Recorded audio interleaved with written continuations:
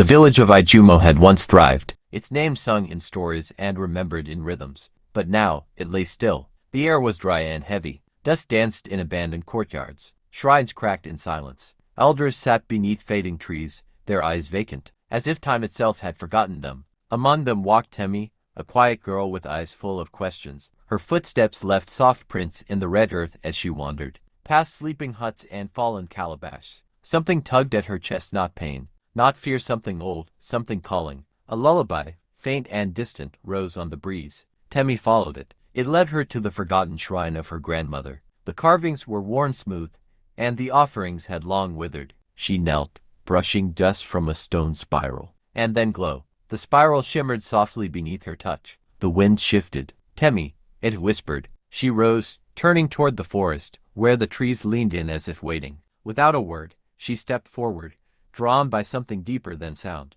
The whisper became wind, the wind became rhythm, and the rhythm was hers. The forest greeted her with breathless silence. Leaves rustled without cause. Symbols flickered on bark. Eyes blinked from branches and vanished. Temi moved carefully, not afraid, just listening. She walked until she reached a clearing encircled by stone totems. Each was etched with spirals and stars, worn but glowing faintly. In the center, the earth pulsed like a quiet heart. Temi knelt again, this time with certainty. She pressed her palm to the soil. Warm. She began to dig. Fingers brushed wood. Old, smooth, carved with suns and moons. Dust peeled away to reveal a drum, half buried, waiting, patient. As her hand touched its center, a boom rang out. A single beat. Wine burst from the trees. Dust spiraled into the air.